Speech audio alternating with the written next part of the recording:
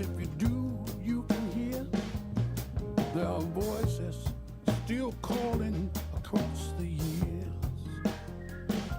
And they're all crying across the ocean, and they're crying across the land, and they will till we all come to understand. None of us are free. None of us are free.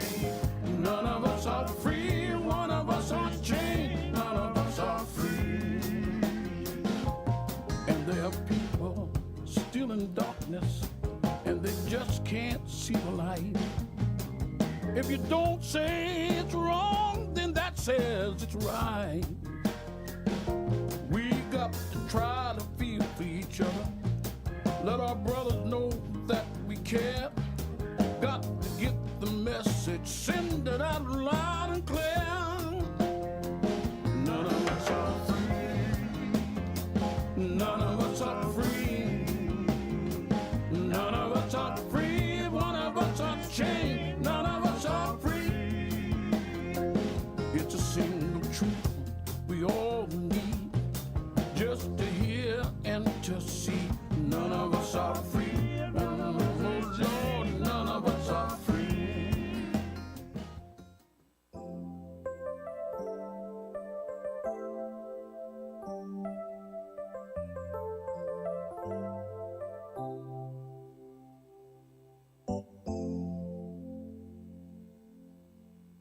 The higher you build your barriers,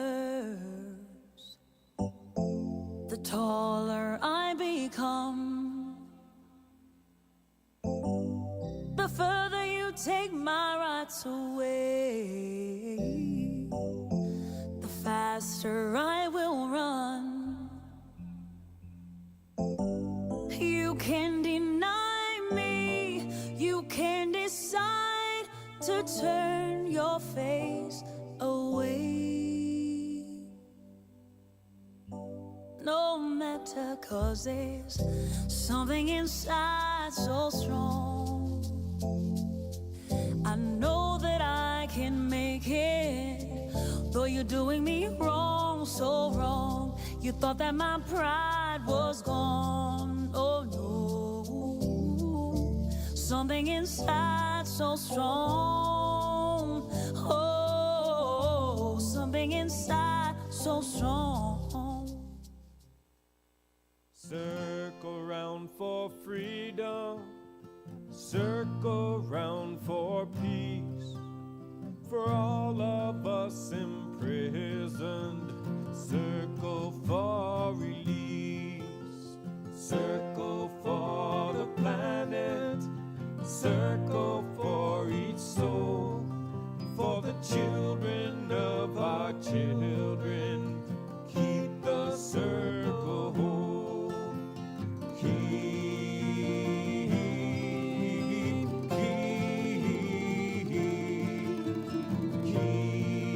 the circle whole.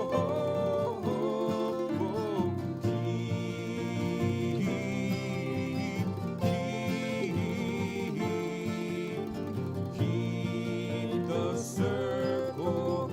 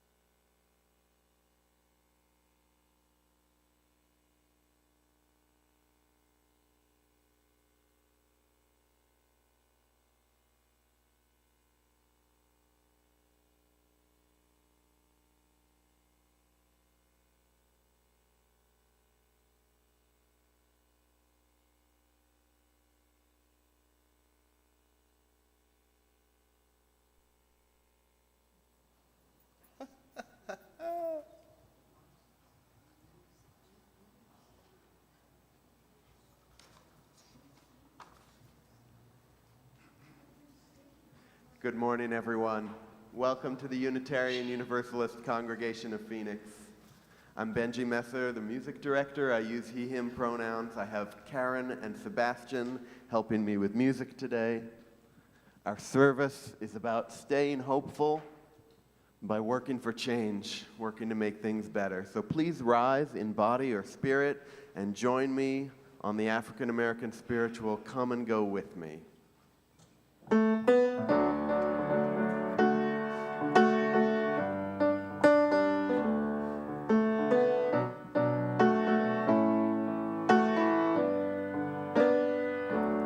Come and go with me to that land. Come and go with me to that land. Come and go with me to that land where I'm bound. Come and go with me to that land. Come and go with me to that land.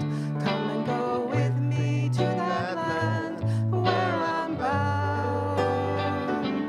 There'll be freedom in that land. There'll be freedom in that land. There'll be freedom in that land where I'm bound. There'll be freedom in that land. There'll be freedom in that land. There'll be freedom in that land where I'm bound. There'll be justice in that land. There'll be justice in that land. There'll be justice in that land where I'm bound. Where I'm bound. There'll be justice in that land. There'll be justice in that land.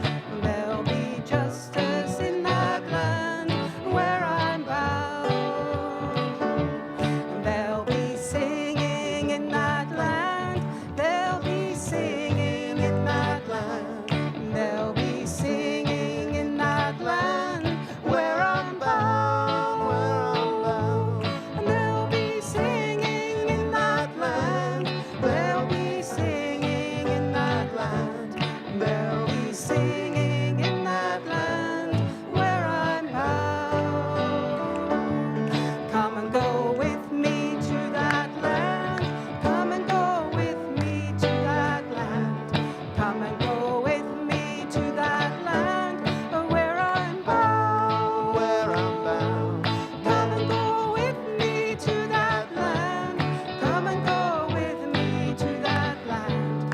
Come and go with me to that land where I'm bound.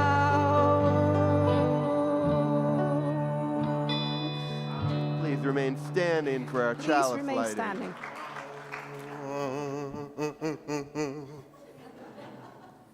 Good morning. I'm Sam Kirkland.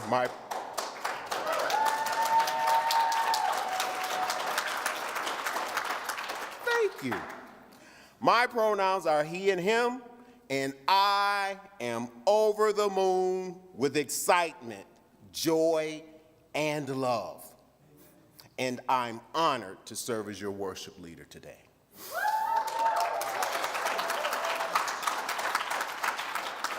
Stop, you're gonna make me cry. Stop. Well, don't stop, but sort of stop. Be patient with me. Join me as we recite our covenant, and I invite Dallas, Michelle, Lovell's beautiful and beloved Mima, also known as AKA Michelle Morgan, to light our chalice.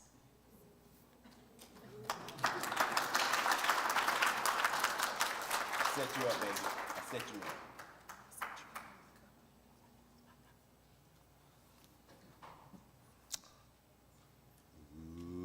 Love is the doctrine of this congregation. The quest for truth is our sacrament, and service is our prayer. To dwell together in peace, to seek knowledge in freedom, to share our strength in fellowship, thus do we covenant. Please be seated. Please make yourself comfortable.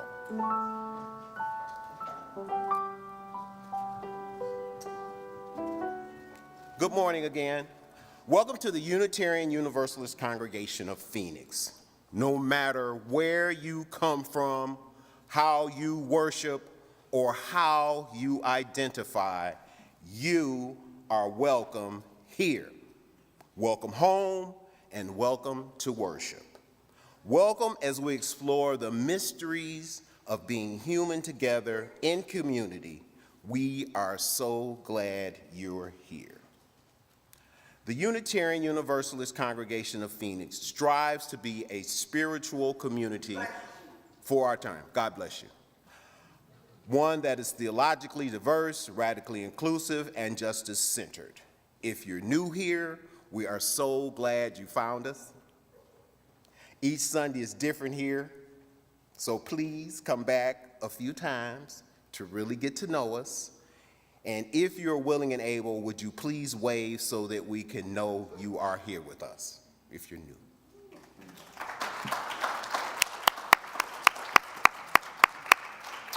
We have a few announcements about our community. Prop 139 will be on the ballot this November, and I know that. Prop 139 will be on the ballot in November. Join UUCP and Healthcare Rising in an effort to reach out to Arizona voters who are very likely to vote yes on 139. Consider signing up to canvass or telephone these friendly voters. For details, see the compass or our website, phoenixuu.org. Join us today in room 15 after service at noon for the UU Roots class.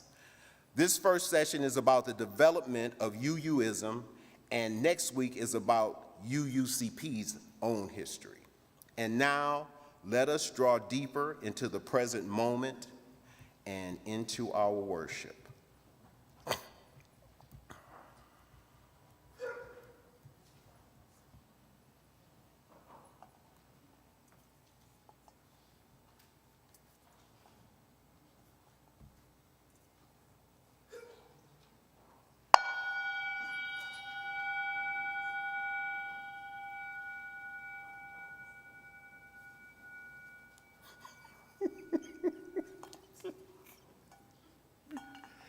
You know what that reminded me of, don't you? Rocky Mountains. I just did a virtual bell ringing. Okay, all right. Our opening words are from Marianne Williamson entitled, Our Deepest Fear. It is an opening quote or set of words that I use just infrequently enough not to have it memorized. However, there's always next time. Our deepest fear is not that we are inadequate. Our deepest fear is that we are powerful beyond measure. It is our light, not our darkness, that most frightens us. We ask ourselves, who am I to be brilliant, gorgeous, talented, fabulous? Actually, who are you not to be? You are a child of God. Your playing small does not serve the world. There is nothing enlightened about shrinking so that other people won't feel insecure around you. We are all meant to shine as children do. We were born to manifest the glory of God that is within us. It's not just in some of us, it is in everyone. And as we let our own light shine, we unconsciously give other people permission to do the same. As we are liberated from our own fear, our presence automatically liberates others. And again, that's from Marianne Williamson's book, A Return to Love. And I now invite anyone who would like to come forward for Together Time, as I invite Katie Resendez, our fantastic Director of Religious Education, and Tommy St. Clair, one of my first OWL students, a proud member of the Unitarian Universalist Congregation of Phoenix, and the son of the wonderful Kim St. Clair.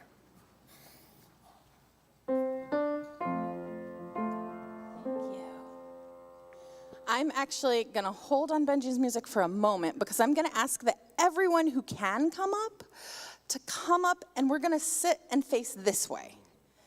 Because something that's been happening lately is that we are practicing and learning the different aspects of worshiping together and what that looks like and what that feels like. And today for Together Time, we're going to work on focusing our worship energy towards someone on the pulpit. And that someone is Tommy. And I'm going to tell you all about him, but I'm going to have Benji play a few notes while everyone can adjust, and really, truly, adults as well. If you can change and shift how you sit, if you normally sit in a chair, come sit up here. If you normally stand back there, try out a chair. Use this as a chance to flex your worship skills, to build up those muscles and see how you can help Tommy shine as, what was the line? We are all meant to shine as children do? Exactly. So I'm going to give you a few minutes to shift.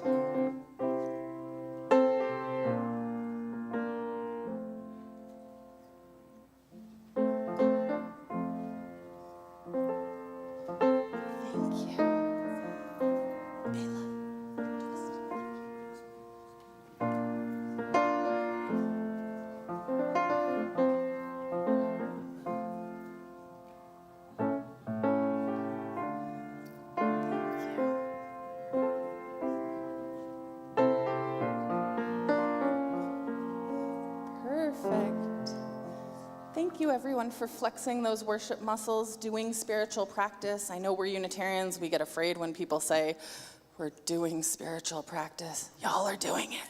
Good job. A+. Oh, wait. I always tell the kids you can't fail Sunday school, so you didn't get an A+. So there's no grades. Tommy, I'm having you shine in front of all of us because you came from us. There's an amazing video of UU Justice history that I think we'll see at the end today, but it ends in 2012. How many of y'all were not alive in 2012? Okay, so justice work at UUCP stopped then. We just haven't done anything since then, right? No, that's false. One of the coolest things that's happened since then is actually Tommy finishing up the program here and bridging out into his adulthood and launching into your work. So I'm gonna let you talk about your work, and the rest of us are gonna focus our energy on Tommy's shine. Thank you. So I bridged into my adulthood, as Katie said. In around 2016, I was around 17 or so. I couldn't vote, but could definitely get involved. I got my feet wet in local politics at around that time, originally working for the county party. And from there, pretty much kind of launched my political work that I did. So in 2018, I worked in Legislative District 28, now better known as Legislative District 4. And a lot of that was an election focused primarily on bettering education in this state, making it better. And in a lot of ways, kind of being on the front lines of a lot of change that we have seen in this state happen in the past 6 years, too. In 2020, didn't really expect to get involved again, but ended up doing so. I feel like that was kind of the year of happy accidents in some ways. And got involved in 2020, was able to flip this state not only at the national level, but also flip the seat that I worked at, that I worked to elect in 2018. One of the ways that I feel like Unitarian Universalism drove a lot of this is, one of the core tenets of our faith is that we're all part of an interconnected web of life. Where between the moss that's growing on the rocks, to the saguaro cactus, to us as human beings, we're all connected as one. As human beings, we're not only a part of that, but we're also the primary caretakers of it. In a lot of ways, we have kind of failed the web of life. We look around and we see climate change, we see undue suffering, we see all of these terrible things happening in this world. In a lot of ways, that's been driven by greed and the people that we've had in power for so long.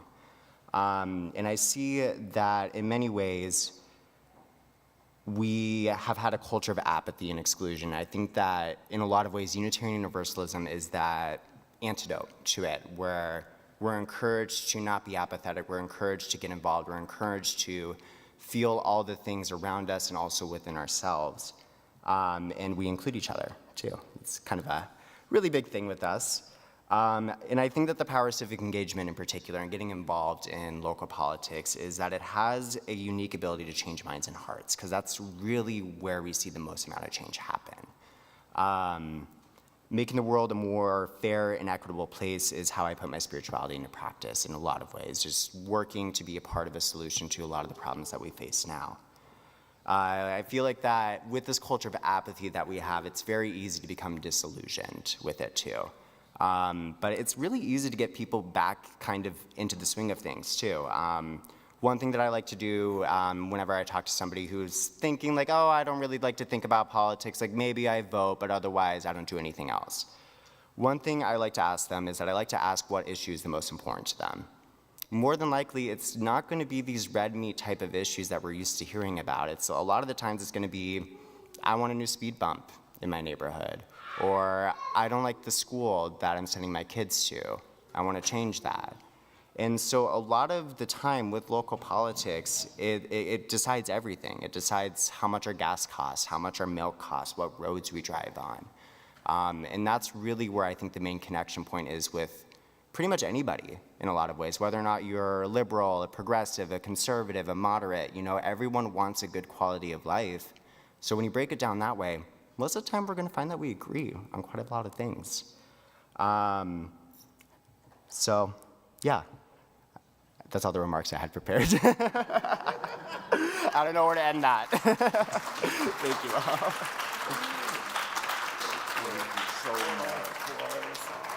I can't say for I hear you. I appreciate it. All right. Good job, everyone. How about you and I'll vote on the flex?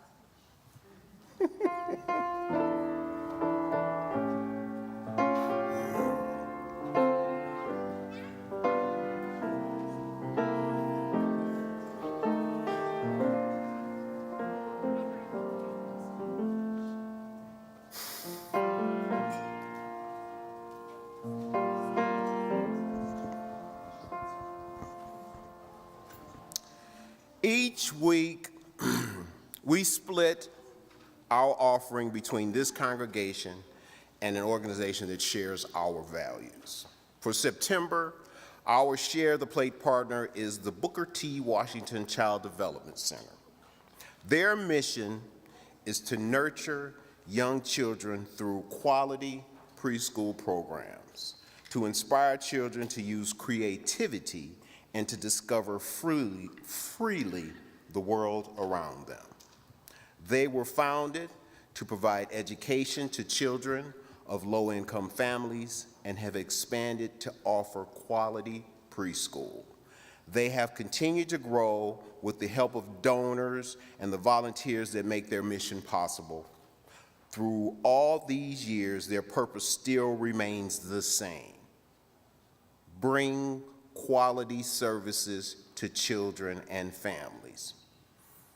For all that you give, we are so grateful. Ushers, thank you so much for your willing hands in helping to pass the collection plate.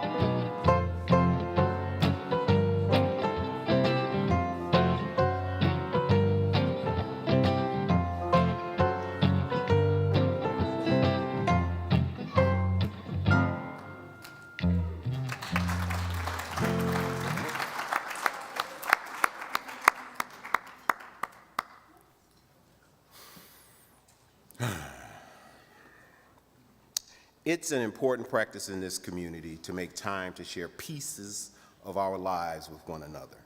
Sharing them together, we can amplify the joys and lessen our burdens. If you are on Zoom and you'd like to share a joy or a sorrow, please type it into the chat, a brief note of what it is on your heart today. I will read out loud what you share. If you're in the sanctuary today, there are cards located at the small table in the back of the sanctuary.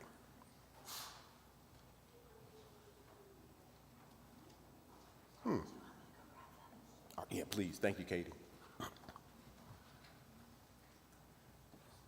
Oh, that's my job. As a worship associate, I was supposed to go back there and get them. Oh. I had one job. Just one job. Thank you, Katie.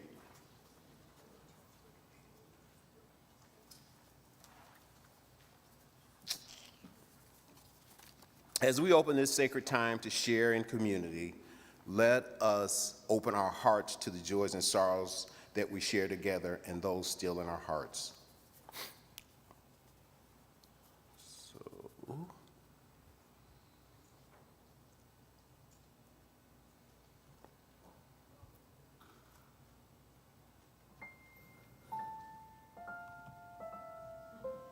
Thank you, Benji.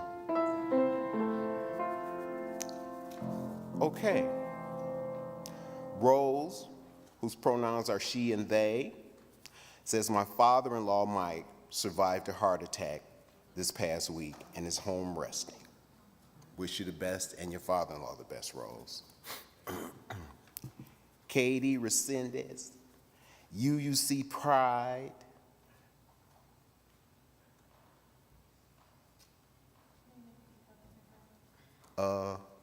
I think I might.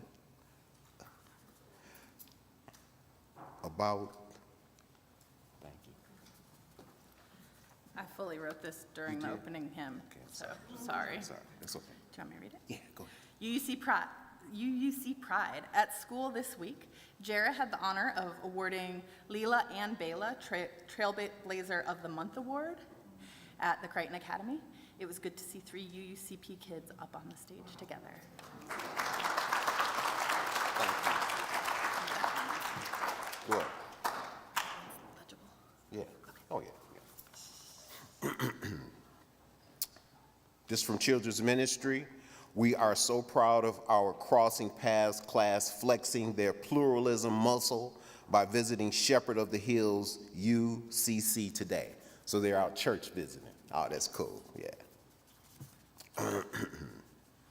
Beverly Hart, her pronouns are she, her. That AKA back there in the back row there. Greek Festival, October the 11th, October the 12th, and October the 13th at 1973 East Maryland Avenue. 2 grandchildren will be dancing.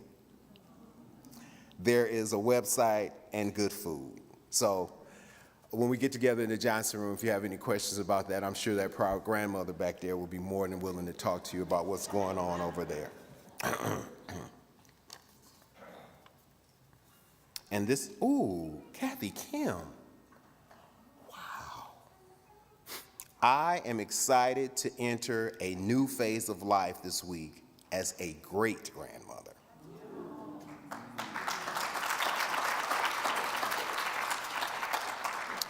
It was a little scary because Rosalia, is that it?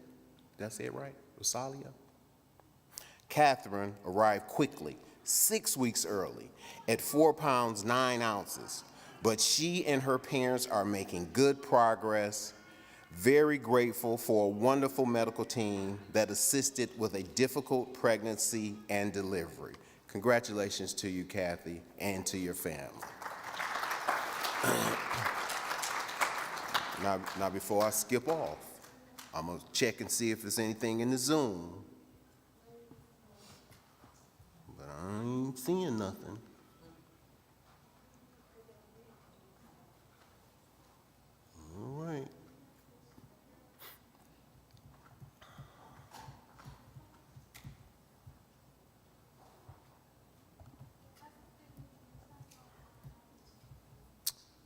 For all of our joys and sorrows, those named and those in the silent sanctuaries of our hearts, we send our love to each other, remembering those of us here and those of us watching online.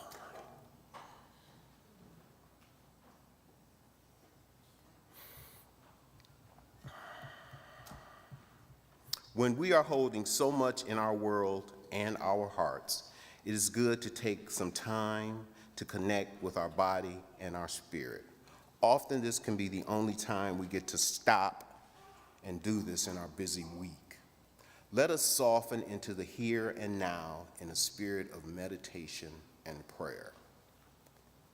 Relax and settle into this present moment. Breathe as deeply and as often as you need to as I share this.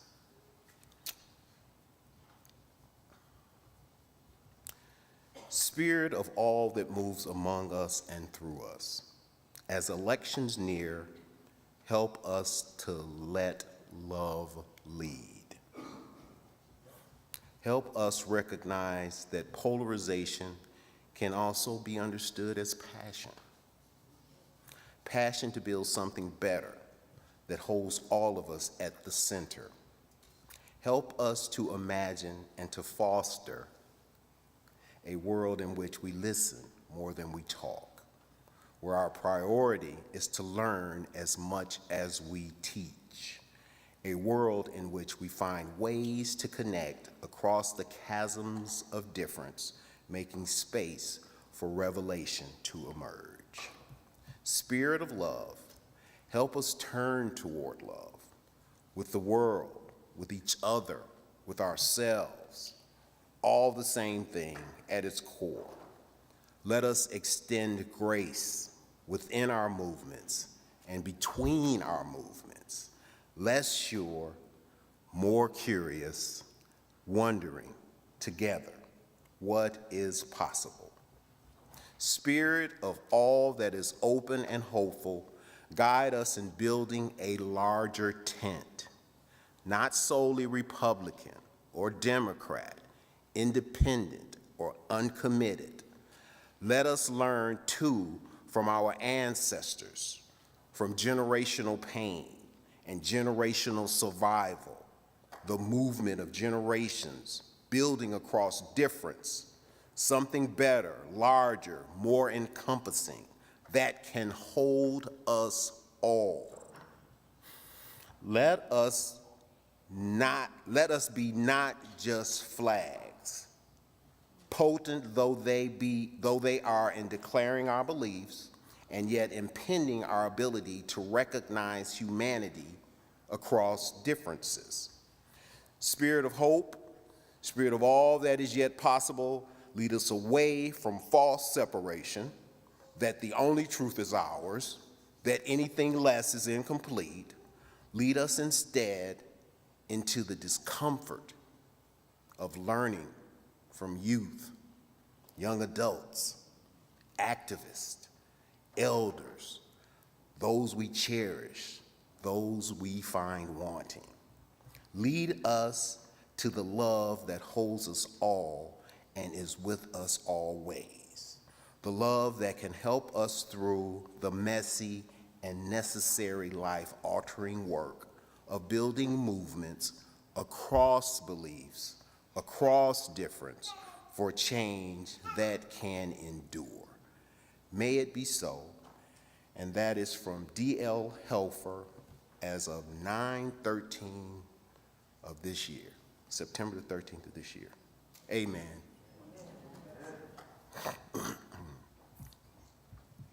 Thank you, Sam.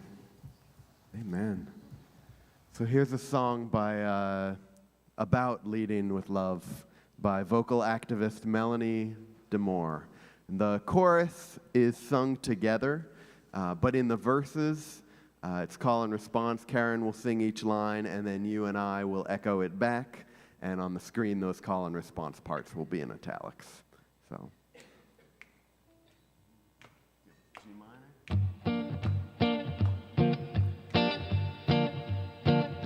You gotta put one foot in front of the other and lead with love. Put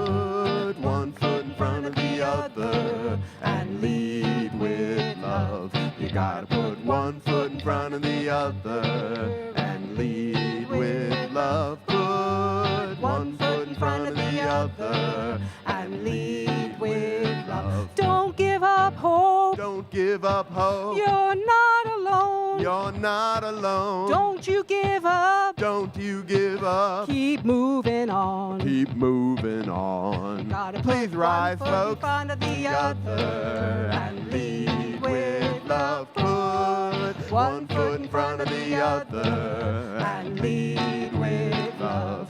You gotta put one foot in front of the other and lead with love. Put one foot in front of the other and lead with love. Lift up your eyes. Lift up your eyes. Don't you despair. Don't you despair. Look up ahead. Look up ahead. The faith is there. The path is there. You gotta put one foot in front of the other and lead with love. Put one foot in front of the other and lead with love.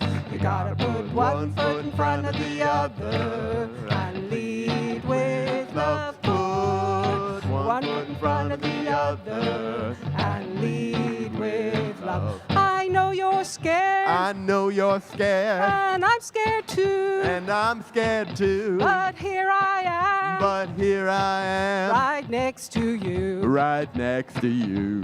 You gotta put one foot in front of the other and lead with love. Put one foot in front of the other and lead with love. You gotta put one foot in front of the other and lead with love. Put one foot in front of the other and lead with love. And lead with love. And lead with love. Thanks all. Please be seated. Lead with love.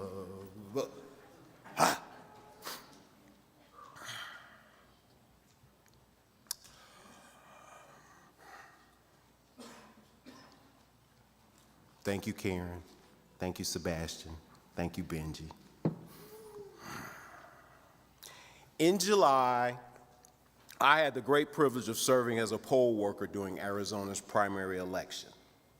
I volunteered for this civic duty because of my admiration of Adrian Fontes, our no-nonsense Secretary of State, whose office helps safeguard the integrity of our state's elections, among other things. Although I've never met him, he mirrors values that I respect from a public servant.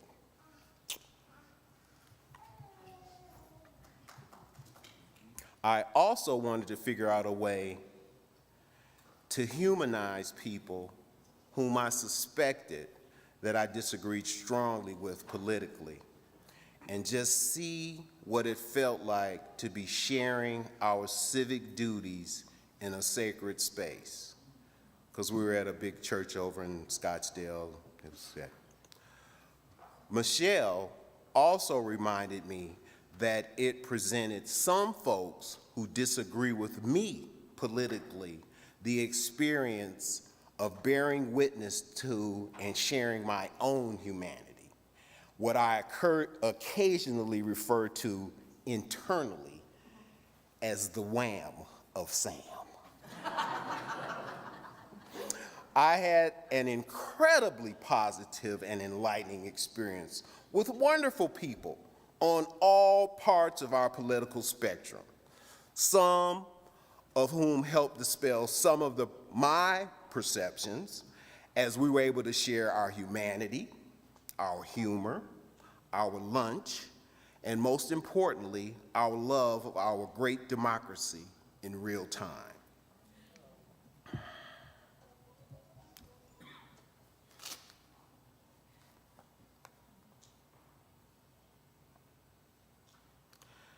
At the start of our day, before we opened the polls to voters, we shared an oath to our responsibilities as poll workers.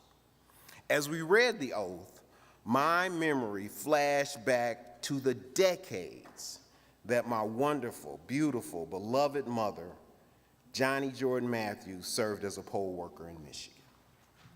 It reminded me of the many covenants from groups that I've been a part of in UU churches and congregations, both here and in Michigan. It reminded me of the opening of all of our UAW union meetings, locally and nationally, with the Pledge of Allegiance. However, what it reminded me of most is that we are truly decent people, regardless of our different political ideologies, while there are outliers and outliers. And Smoot, that is as close as I'm going to get to our 501c status. The patriotic people who work the polls are the salt of the earth and should be lifted up, not as sheroes or heroes, but as everyday Americans doing their proud, and in my case, progressive political duties and civic responsibilities.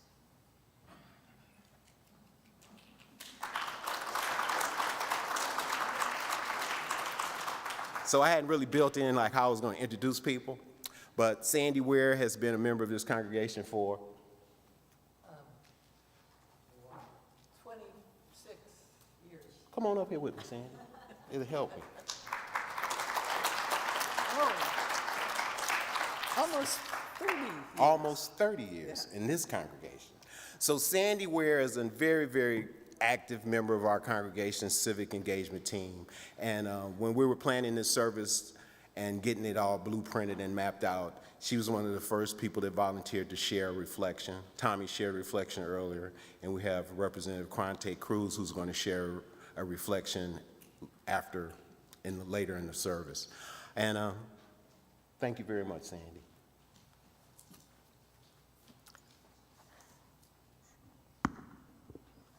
Thank you, Sam, and I am she, her, hers, Aya.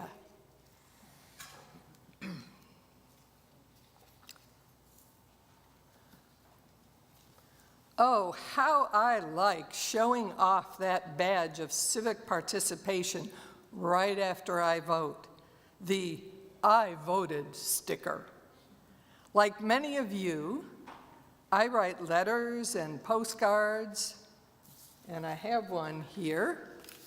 This is the one we'll have in these rooms for you in 2 or 3 weeks from now.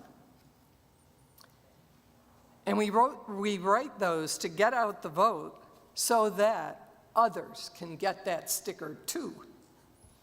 Sometimes I put one foot in front of the other to knock some doors. When I leave this faith home to engage with another group in my community, pluralism is the UU value I think about most often. Here, we learn from one another in our free and responsible search for truth and meaning. Here, at our faith home, a story from an unfamiliar religious tradition broadens my perspective when it brings me the same sense of wonder and connection to community that my favorite story would bring. I vote in my own self-interest. Many of the people who cannot vote know the most about what needs to change. I've grown closer to them. I've learned to listen to them and learn from them. Often, my vote aligns with their voice. Those in prison with a felony conviction cannot vote. Those just out of prison face a bureaucratic tangle before they have the right to vote. I listened to a formerly incarcerated man tell how he schooled people in 2 agencies about how rights restoration was supposed to work in those 2 agencies. They checked in with each other. He registered to vote, and his knowledge has smoothed the process for others. Non-citizen permanent residents have a long wait for citizenship. A big chunk of them wait 5.5 years. Many register to vote the day of their oath of allegiance, and I've been there, and they're happy. By then, they have long known how to be contributors who live, work, and worship here before they may vote. They know what benefits non-citizens cannot receive and which of those are basic needs. Responsible person knowledge goes way beyond a civics test. Many other people who became residents of Arizona years ago don't see a path to citizenship or voting. They are your neighbors. Some live quietly. Others are not so quiet once they find their voice. They tell us how to change things for our community to thrive. When we listen to them, we can use their ideas to inform our votes. We will celebrate when change happens so that their voice is their vote. Years ago, I was at a No More Deportations conference with migration activists from around the country. The day ended with a walk to the 4th Avenue Jail for a vigil. I led the UU meditation on breathing, new to all of them. Maybe then is when it hit me. If we are all there to care, we can do religion at a jail, and we can do civic advocacy at our faith home and still honor the distinctions between the civic advocacy and religion. In fact, in this room next Sunday, Reverend Christine and a guest will describe the Secure the Border, so-called, act that is a proposition on the November ballot. As I've come closer to all of these neighbors, I'm in community with them, embracing similarities and differences. There's a pluralistic, imperfect, civic society out there with many parallels to our pluralistic faith. The line between my self-interest and their self-interest has blurred and sometimes even gone away. I can look into their eyes and say, your people are my people. Your people are mine. Your people are my people. Your divine, my divine. Your divine, my divine. Thank you.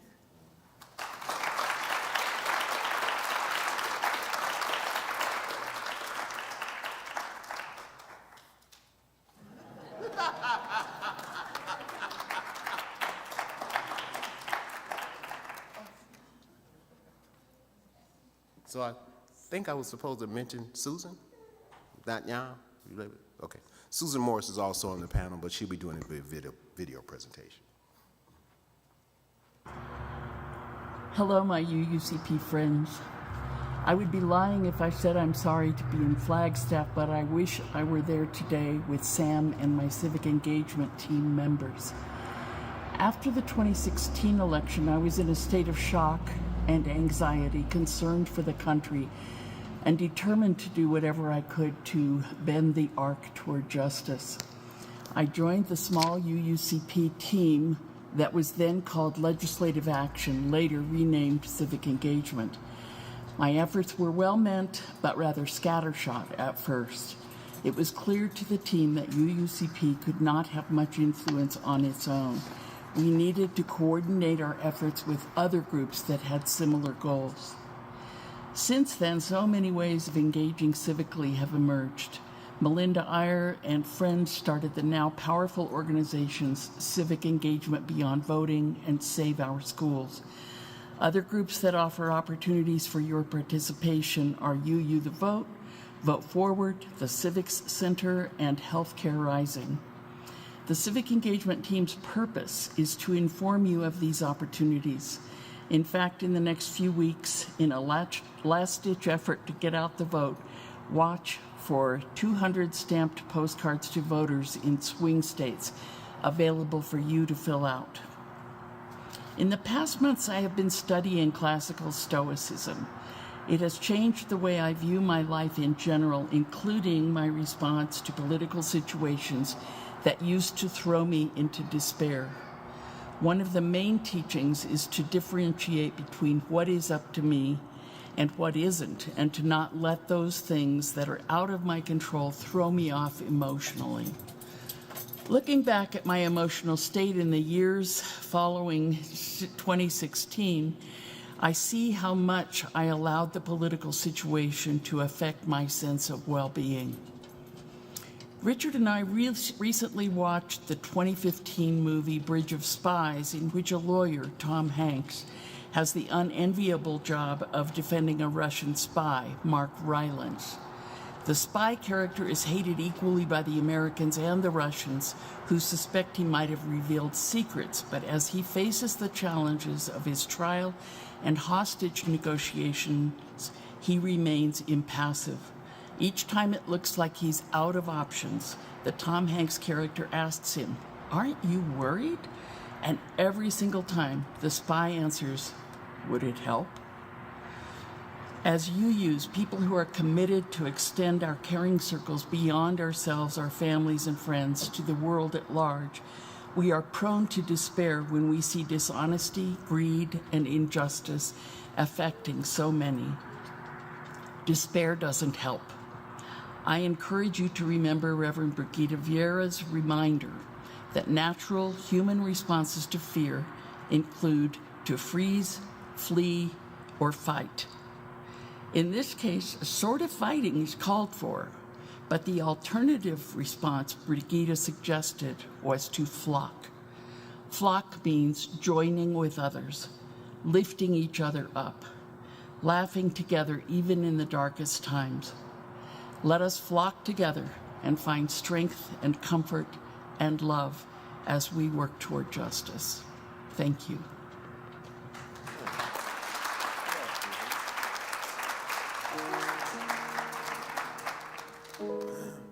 So I'd like to invite Sam to join us for the next song. It's a beautiful song from 1975 that's just as relevant now as it was before. And I don't know about you, but when just being here in a service about folks who are very involved politically, it's not always a good feeling. You know, often I think about, oh, I should have answered that email instead of deleting it because I didn't have time, or I, just didn't have it's better if it's somebody else. I'm in the middle of other things. And one of the pieces of wisdom that this song offers, I think maybe, is it says, it's just you and me who are going to change it, It's just you and me. It's just regular old us. So, hope you enjoy this. Wake Up Everybody, made famous by Harold Melvin. And the Blue Notes. The Blue Notes. The Blue Notes. Wake up, everybody, no more sleeping in bed. No more backward thinking, time for thinking ahead. The world has changed so very much from what it used to be. There is so much hatred, war and poverty. Whoa. Wake up all the teachers, time to teach a new way. Maybe then they'll listen to what we have to say, 'cause they're the ones who coming up, and the world is in their hands. When we teach the children, teach them the very best we can. The world won't get no better if we just let it be. No, no, no, no, no, no, no. The world won't get no better. We gotta change it, yeah. Just you and me.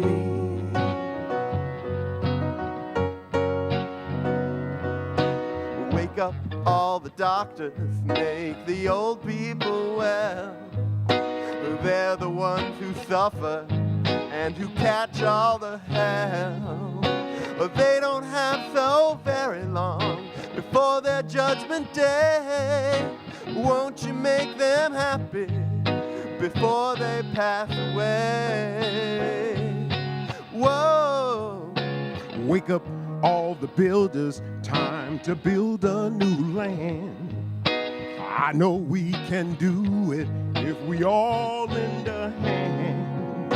The only thing we have to do is put it in our minds. Surely things will work out. They do it every time. Oh,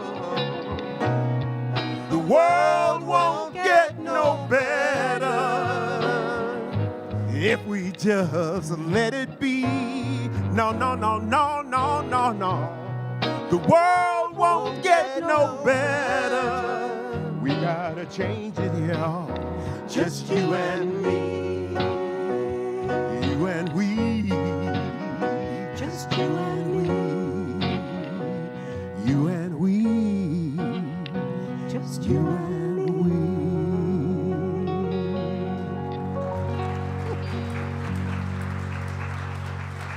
And we'll use that as the warm-up song for our guest speaker today. Big welcome to the Reverend Representative Quante Cruz.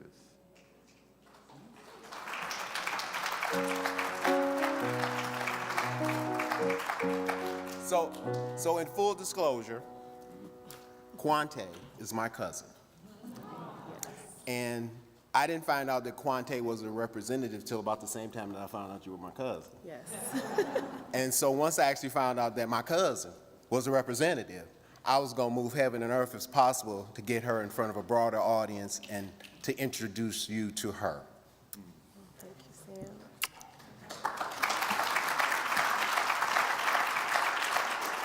Good morning, everyone, and thank you, Benji, for giving me a heads up. The mic is definitely hot. It's such a pleasure to be here with you and to just spend sacred space with you. So thank you to the congregation and my cousin for just the invitation allowing me to share this space with you. I've really enjoyed my time here, and it's just been amazing just worship and listening to all the reflections. I want to thank my boys for being on their best behavior. And I want to thank my father for connecting me and my cousin and for being an amazing leader. I think that children should be raised. Children need to be led, allowed to spread their wings and do their own thing. But I do truly believe it's what us adults do. They learn more from what we do than what we say. So thank you to my parents. And I wanted to talk with you all just about being a representative. I shared with the previous speaker that I'm big on seeing others' humanity. I'm a woman, yes, and I know you guys went through pronouns. I definitely go by she, her, hers. But I'm a person, a human, that has been led in these spaces and blessed to serve in the ways that I've been allowed to do it. I would be remiss, and I'm sorry for all the acknowledgments, but I was in mommy mode when I saw one of my most influential educators who helped me through a program we call Foundational Womanhood. And so I just want to thank Auntie Fatima for being here, and it's such a joy for you being in this space as well, because as I talk about my journey into politics, the education that I got and the I won't say permission, but the comfort in exploring your true self and knowing who you are really does open up opportunity, and it leads you to the place where you can best serve. All of our service is equal. I don't believe that there's service higher or better than any other service, but I do think that you walk in your destiny when you truly understand yourself. And so thank you for being a part of that self-exploration journey of mine. I am from Detroit, Michigan, like my cousin here. I'm a union kid. My mom is a UAW worker. My stepdad is a cement layer. And so I learned firsthand about civic engagement and the importance of being involved. My mom went through the unfortunate bankruptcy situation with the three major automobile worker operators and builders. And that time that my mom was off work was very, very challenging. It was my high school years, which are very important to young people. And while my friends were being children, I was working. Taking care of my mom and my sister. And I saw so many injustices that, while I was, just being a child and being allowed to play, I maybe seen injustice, but it was the first time I actually felt it hardcore, where my path was altered because of the civic engagement of others that were to my detriment. I moved to Arizona to attend Grand Canyon University, and I learned about this area. SB 1070 was a real thing back then, and me, like with my other friends, we got involved because we want people to, we want to see others' humanity. I felt like the language that was being shared with us instilled fear. Being from Michigan, I definitely have friends of Mexican and Latina descent, different ethnicities, but it was here that fear I learned coming to school here. I was told to be careful around certain people, which you should be mindful of your surroundings, but the way I was told about our fellow human beings was just not healthy, and I knew something was wrong with that. Grand Canyon back then was a very small school. I know it's major now, but when I went, it was super small, and the things that I heard, they were just very unfamiliar to me, being from the Midwest. I got involved as an activist, marching, educating people on SB 1070, educating people on how harmful the legislation was, and about the experiences of my friends who were picked up for looking Hispanic, for looking like they may not belong. And as an African-American woman, I definitely know what that feels like when you are othered because of the way you look or the way someone else may perceive you. I've experienced people grabbing their bags when I walk in a store. I've experienced people asking me if I am supposed to be where I'm at, including where I just bought my house a few weeks ago. And so I'm definitely no stranger to that.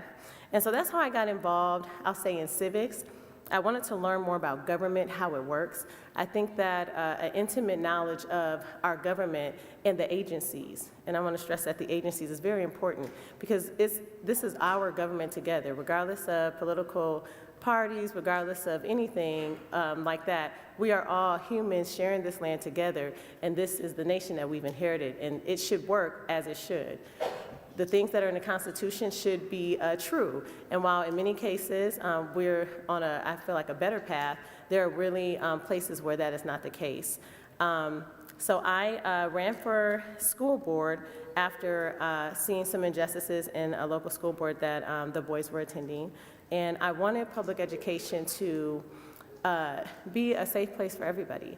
I have 2 boys on the autism spectrum, and that's really what pushed me to politics as far as serving. I ran for school board for Phoenix L number 1, and while I was unsuccessful, there were 3 seats. I was number 4, and there were 8 candidates.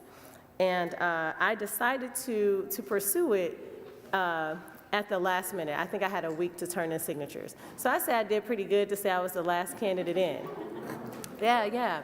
I focused on children and making sure that children are supported and that the staff and that the educators, those who are tasked with our kids' care, that they get the resources they need to be successful. It's hard for a child to be successful when the resources are not there. It's hard for teachers to be successful when the resources are not to be found. And so I ran for school board. And I also continue to study how government works. I'm definitely a nerd when it comes to our agencies. I work for the assessor's office and for quite some time, and I also work for the Department of Revenue. And in working in these different agencies, I also work for juvenile, with our juvenile court system. And so each one of these agencies I worked in, I learned like, oh my goodness, there are so many things that on the outside, if we don't work there, we don't really know. And there isn't really anyone sharing that valuable information with us. I know we heard liberation a lot today, and I'm sharing my journey because my journey itself was very liberating. Working in those different agencies, experiencing what I did as a college student, gave me the knowledge to exercise the desire and the passion I had to change the world that we live in.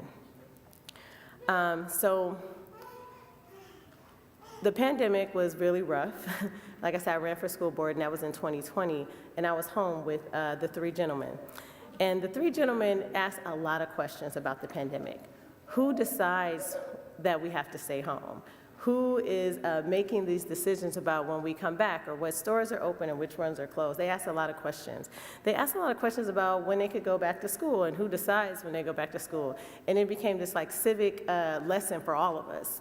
And it was there that I went through the Foundational Womanhood program and started exploring myself. What were my passions? What do I want to do? And I think that is so important, knowing yourself and your own foundation and having a strong sense of self, because I realized I really did want to serve in public office, and that running for school board, while I wasn't successful, was definitely a path for me. My state senator, Raquel Taran, stepped down to run for Congress last year. And I was serving, by that time I had gotten involved with the party and learned more about the structure. Like I said, I'm big on agencies and how they work. And I realized that was the best place for me to exercise that passion that I wanted to in the space. And she stepped down, and I thought to myself, I looked at the resumes of the folks that were looking for the appointment, and I said, you know what, I could do that. I'm really into policy, I'm really into government agencies, and what better place for me to exercise that passion and change our community for the better than to be at the table and making these policies that impact us every day.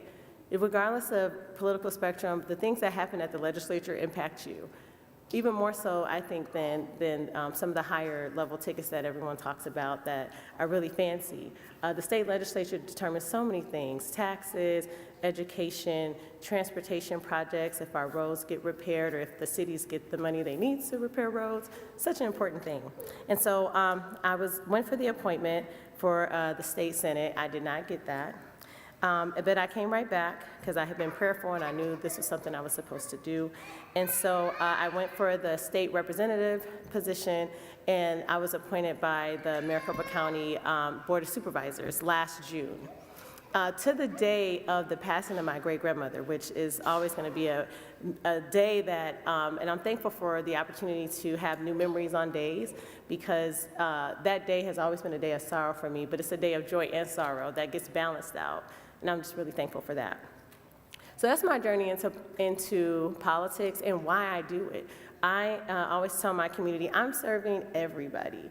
And I think we all serve each other. If we see each other's humanity first and see the things that we don't maybe agree on, as that simply is what we don't agree on.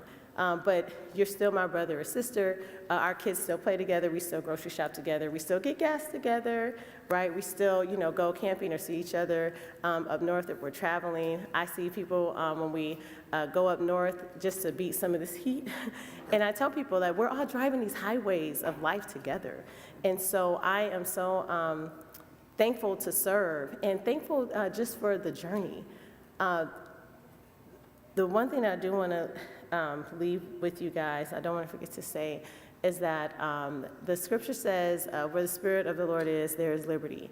And if we are followers of the way, and if we are really looking to be good stewards of the creation, as was said earlier, how we treat each other and how we treat this planet is so important. And so I get involved with politics more so because of the civic engagement piece. Politics is how we exercise that. Civic engagement, voting, I've been doing a voter check drive at my church after service. And there are so many people that say, oh, I'm registered to vote, don't worry about it. And I'm like, you know what, why don't we just check? And I love having young people have more seasoned folks check because they kind of help them with their phones and everything. And we had so many people who were inactive and didn't even know.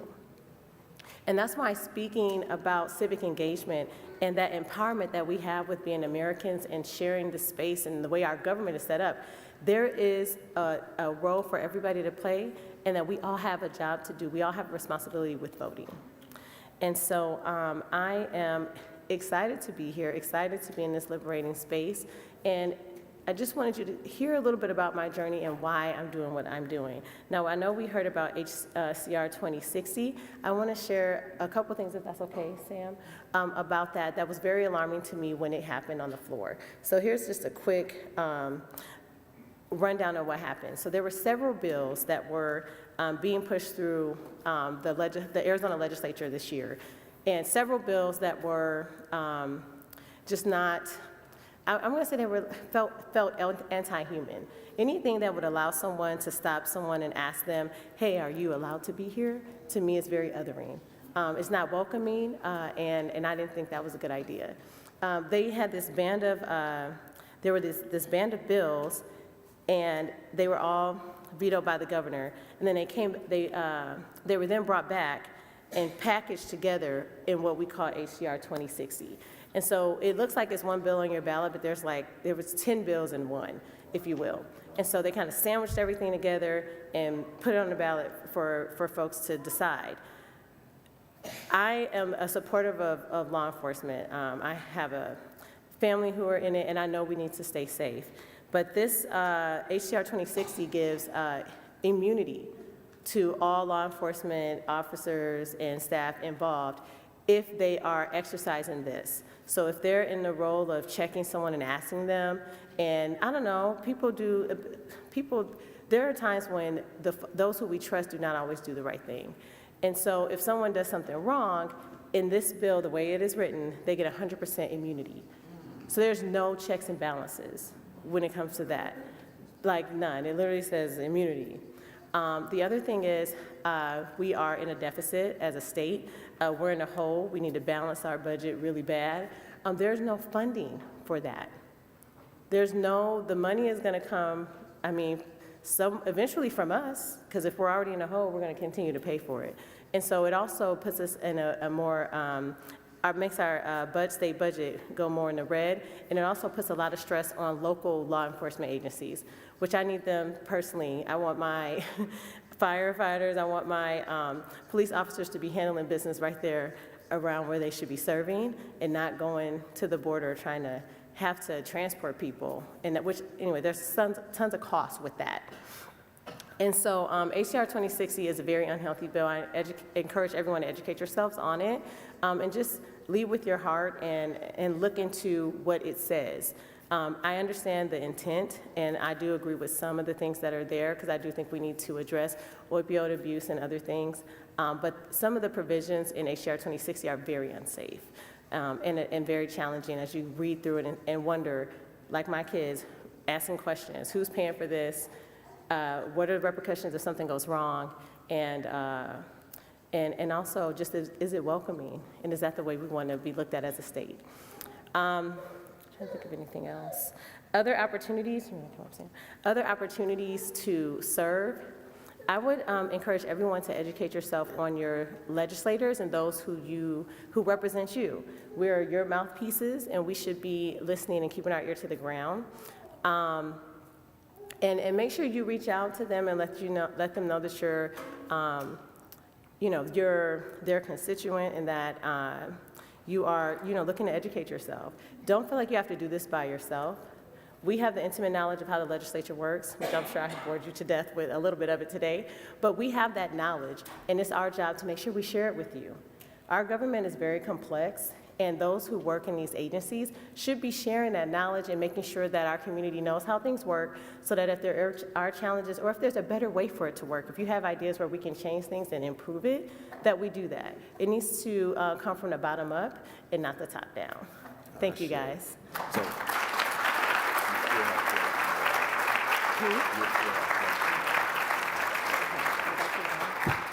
Not yet. We got to sing. Thank you, Quante. Representative Cruz.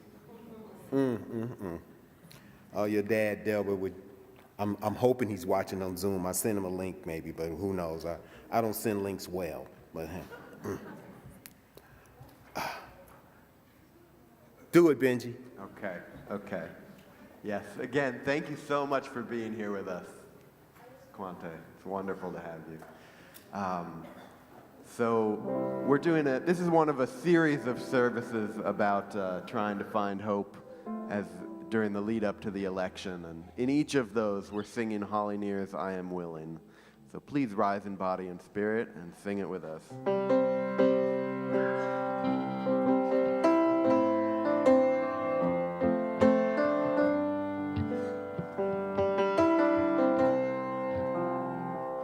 I am open and I am willing, for to be hopeless would seem so strange.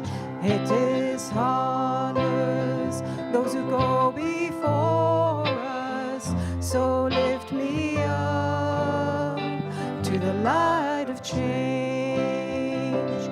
There is hurting in my family, and there is sorrow in my town. There is panic all across the nation, and there is wailing the whole world round. But I am open and I am willing, for to be hopeless would seem so strange. It dishonors those who go before us, so lift me up to the light of change. And may the children see more clearly, and may the elders more wise. May the winds of change caress us, even though they burn our eyes.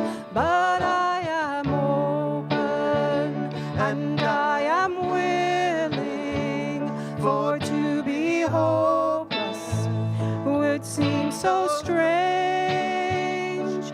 It dishonors those who go before us, so lift me up to the light of change. If me a mighty oak to hold my confusion, and give me a desert to hold my fears, and give me a sunset to hold my wonder, and give me an ocean to hold my tears. For I am open and I am willing, for to be hopeless would seem so strange. It dishonors those who go before us, so lift me up to the light of change.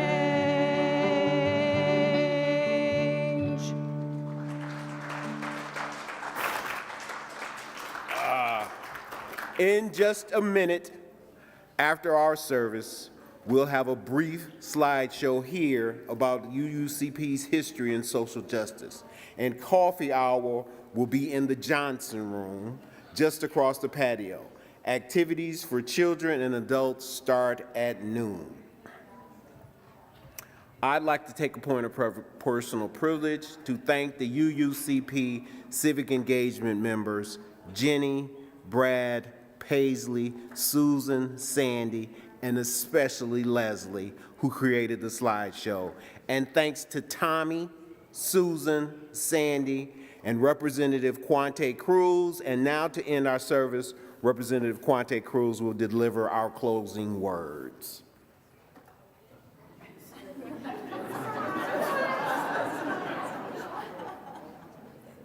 Oh, like this will go off and have Okay, good. Okay, excellent. All right. All right. I'm going to quote my favorite scripture growing up. That's good. Luke 19:10, "For the Son of Man has come to seek and to save that which was lost." May we all see each other's humanity. May we all connect with our true selves. May we all walk in good stewardship of this planet. And may we continue to hold one another and lift us up when needed, laugh when we can, and move forward in unity to change this world. Go in peace.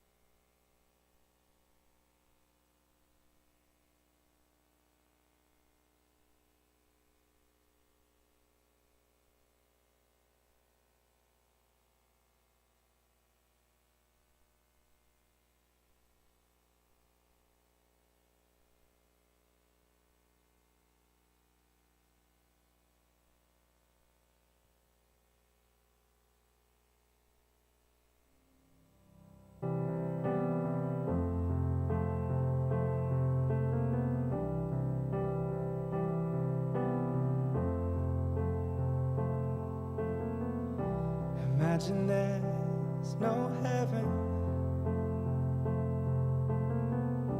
It's easy if you try. No hell below us, above us only sky.